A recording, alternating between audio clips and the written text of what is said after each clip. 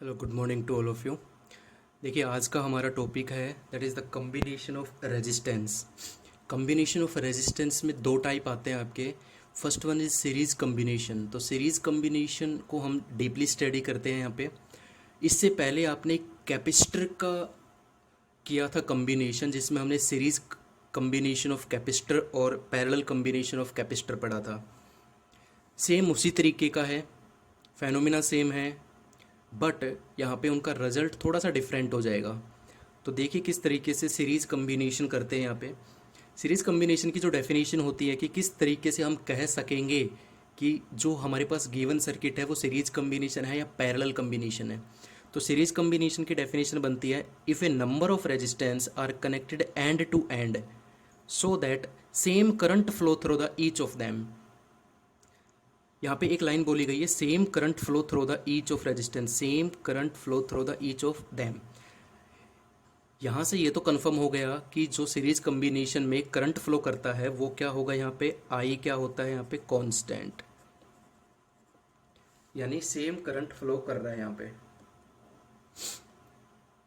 दूसरी बात, किस तरीके से हम इनको जोड़ेंगे, if a number of resistance are connected end to end. ये देखिए R1 है, R1 का जो ये वाला एंड है, R1 का जो ये वाला एंड है R2 के फर्स्ट एंड से कनेक्ट है। यानी मैं कह सकता हूँ कि second end of R1 connected with the first end of R2 and second end of R2 connected with the first end of R1 and going so on. और इस तरीके से ये कनेक्ट होते चले जाएंगे एक ही वायर के अंदर।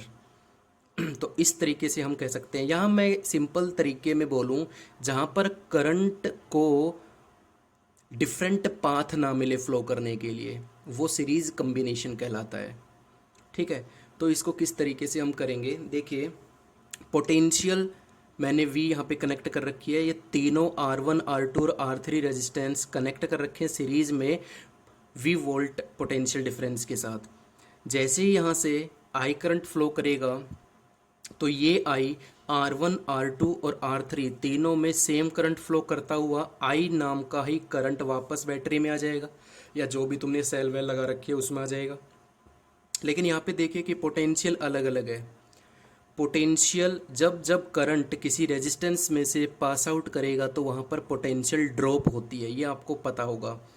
ठीक है, तो इस R1 के अक्रॉस पोटेंशियल का ड्रॉप हुआ V1, यानी थोड़ी सी पोटेंशियल यहाँ से कम हो गई। यानी यहाँ से मान लीजिए 100 वोल्ट पोटेंशियल जा रही है, तो 100 का कुछ हिस्सा R1 में वेस्ट हो गया या ड्रॉप हो गई।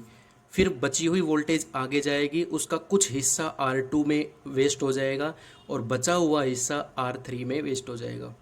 या वेस्ट ना कहो तो ये कहिए कि ड्रॉप हो जाएगा। और ड्रॉप होने का सबसे बढ़िया मेथड ये है कि इस तरीके से पोटेंशियल का ड्रॉप होता है कि अगर मैं इन तीनों का सम करूं तो टोटल वोल्टेज के बराबर ही आना चाहिए। ये मैं कैपेसिटर में समझा चुका हूं आपको।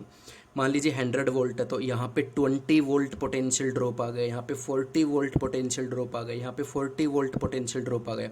तो 40 40 और 20 100। तो इस टोटल पोटेंशियल का ड्रॉप इस तरीके से किया होता है यहाँ पे सीरीज कम्बिनेशन में कि तीनों इंडिविजुअल रेजिस्टेंस की पोटेंशियल ड्रॉप का टोटल हमारी मेन पोटेंशियल बैटरी, यानी जो भी हमने बैटरी सोर्स लगा रखा है उसकी पोटेंशियल के बराबर आना चाहिए। तो according to Ohm's law, Ohm's law क्या कहती है, ओम्स लॉ के अकॉर्डिंग मैं यहाँ पे जो पोटेंशियल आई तो कांस्टेंट हो गया, उसको तो मैं यहाँ पे टच भी नहीं करूँगा, अब लास्ट में काम आएगा। लेकिन यहाँ पे देखिए V1 V2 और V3, तो आपको मालूम है according to Ohm's law V is equal to IR होता है। तो यहीं से मैं निकालूंगा पोटेंशियल ड्रॉप एक्रॉस R1 कितना हो जाएगा,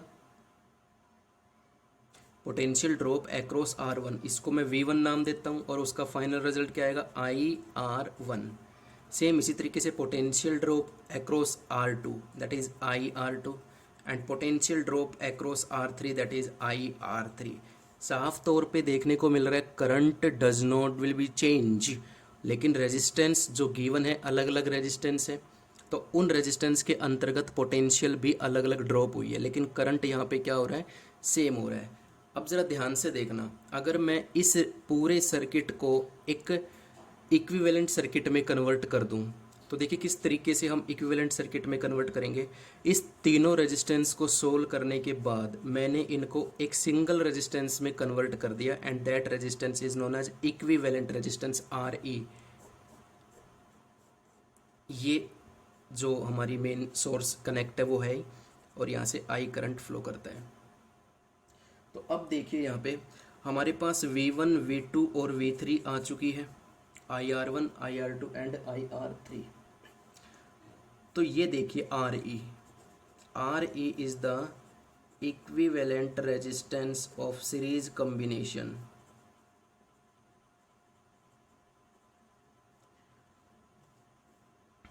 तो देखिए किस तरीके से V is equal to same वही ओम्स लॉ मैं इस सर्किट में अप्लाई करूंगा, तो टोटल पोटेंशियल कितनी आ जाएगी पूरे सर्किट की। ये जो पोटेंशियल आई है ये तो तीनों अलग अलग इंडिविजुअल रेजिस्टेंस की आई है। अब मैं टोटल सर्किट की बात करूं तो V is equal to I constant है, R कौन सा लूंगा यहाँ पे मैं, इक्विवेलेंट रेजिस्टेंस वाला। यहाँ पे आप S लगा सकते हो क्योंकि सीरीज कॉम्बिनेशन है तो मैं S से रिप्रेजेंट कर रहा हूँ। तो अब देखिए टोटल पोटेंशियल कितनी हो जाएगी हमारी,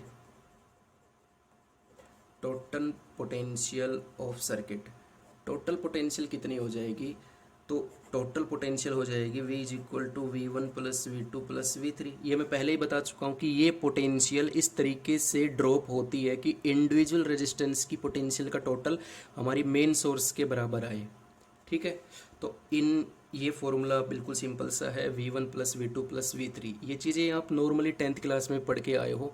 तो अब आगे किस तरीके से होगा, अब हम क्या करेंगे, V1, V2 और V3 की ये जो वैल्यूज़ है और Vs की ये जो वैल्यू है ये मैं फाइनल रिजल्ट में पुट करूँगा।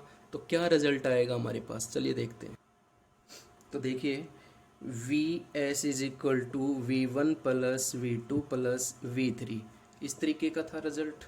चलिए वैल्यू पुट कर देते हैं, IRE या IRS भी मैं लिख सकता हूँ क्योंकि सीरीज कॉम्बिनेशन, तो आप RS से रिप्रेजेंट कर सकते हो, RE भी लिख सकते हो, इक्विवेलेंट रेजिस्टेंस कोई फ़र्क नहीं पड़ता। IR1, IR2 and IR3। IRS, I यहाँ से कॉमन आ रहा है, R1 plus R2 plus R3, I से I कैंसिल आउट हो गया। RS कितना आता है, R1 plus R2 plus R3। This is the formula for solving all numericals of series combination. ठीक है, तो साफ तौर पे मालूम चल रहा है अगर मैं इंडिविजुअल रेजिस्टेंस सीरीज में कनेक्ट करते हुए चला जाता हूँ तो जो फाइनल रिजल्ट आएगा वो हमारा इन सब से ज़्यादा होगा। तो हमेशा याद रखना सीरीज कनेक्शन के अंदर रेजिस्टेंस बहुत ही हाई हो जाता है। रिजल्ट के तौर पे अगर मैं बात करूं तो जो इक्विवेलेंट रेजिस्टेंस आएगा इज लार्जर देन